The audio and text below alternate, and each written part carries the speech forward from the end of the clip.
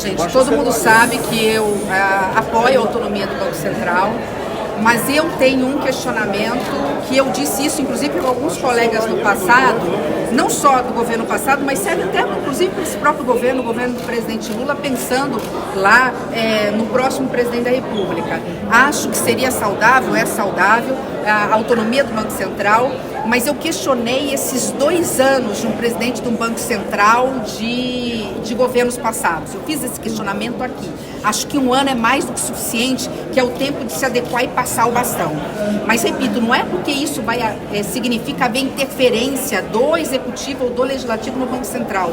Isso não é permitido, porque a autonomia do Banco Central está aí. Agora ela é um preceito constitucional, da qual eu, inclusive, comungo, e o governo sabe disso. Mas realmente 2 anos, eu acho que cria esse estresse, cria esse ruído, está mostrando que, de alguma forma, eu posso ter tido razão quando questionei alguns colegas sobre isso. 1 ano, né, que possa ter alguém que possa ter um diálogo institucional, jamais de vinculação ou de direcionamento de política monetária, mas um diálogo institucional mais fácil, seja este presidente, seja o próximo presidente que virá. O Brasil está no meio de um ataque especulativo com essa alta do dólar? Eu não tenho como saber, essa pergunta tem que ser feita ao presidente do Banco Central. Por que essa resposta ainda é prematura? Eu já recebi as mensagens de vocês todas. A gente depende da Receita nos informar, e ela normalmente nos informa 10 dias antes do relatório. Ela não pode nos informar antes, porque ela tem que fechar a conta de cada mês.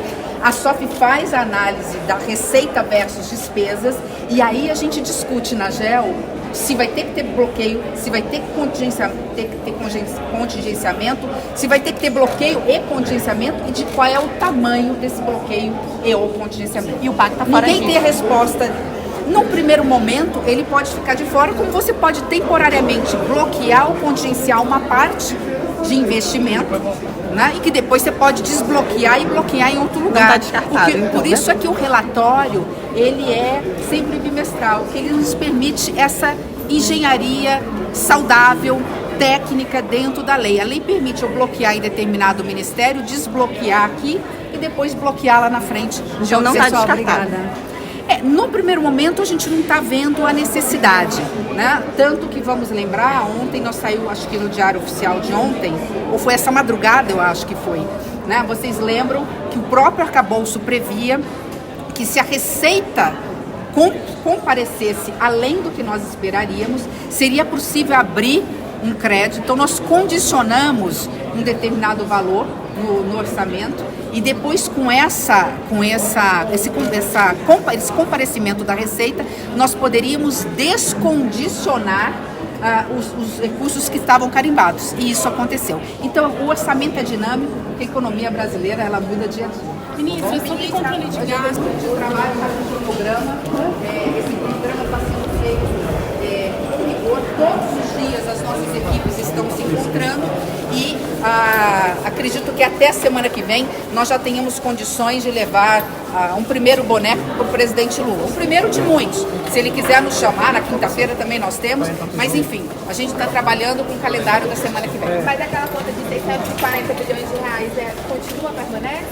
E a senhora apresentou para o presidente inicialmente? Não, eu mostrei 2 coisas para o presidente. Onde estão os grandes gargalos? Tá? E assim, essa pergunta, eu vou até parar porque eu acho que é importante, para que a gente entenda um pouquinho o que é o arcabouço. A gente está olhando muito, e é natural, que vocês têm que dar a resposta do que a sociedade está ansiosa por receber de informação.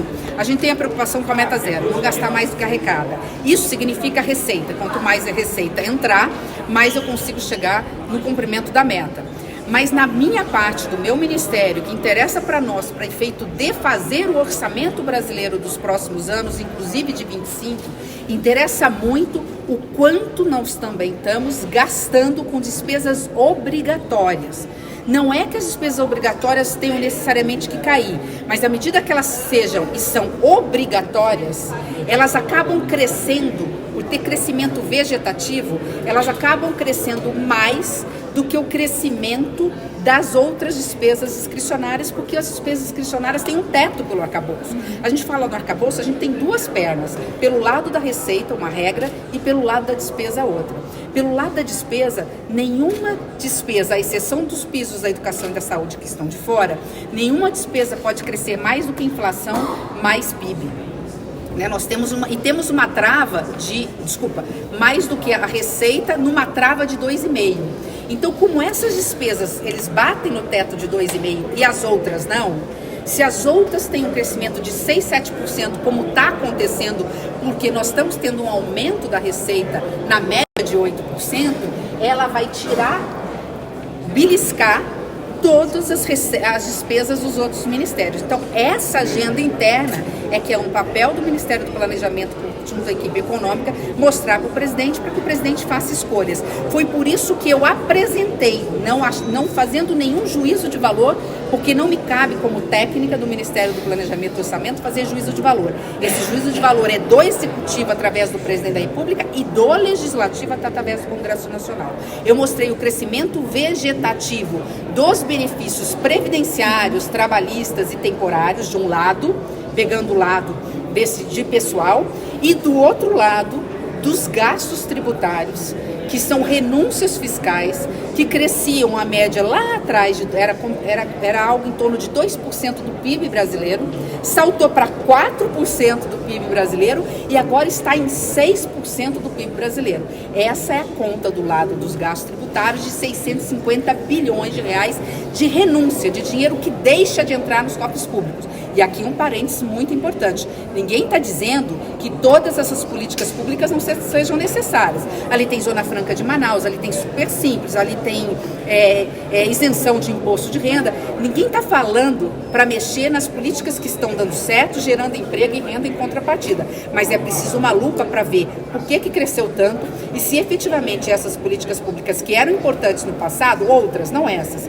elas realmente continuam sendo de relevância social e relevância pública. Então, o Ministério vai fazer é apresentar alternativas inteligentes, equilibradas, que vão ao encontro da vontade política. Ninguém vai apresentar um projeto ou que seja inconstitucional, como, por exemplo, há uma discussão jurídica, eu como professora, inclusive, constitucional que sou, de uma desvinculação do salário mínimo com a aposentadoria, não com os benefícios, é outra história, com a aposentadoria. Isso nunca foi colocado na mesa. A aposentadoria não, porque ela está atrelada ao salário mínimo. Mas nós temos benefícios outros que podem ser analisados de forma inteligente, sem ter que falar de desvinculação, gente. Então, é uma série de coisas que vão ser colocadas no cardápio. O primeiro a saber vai ser o presidente Lula.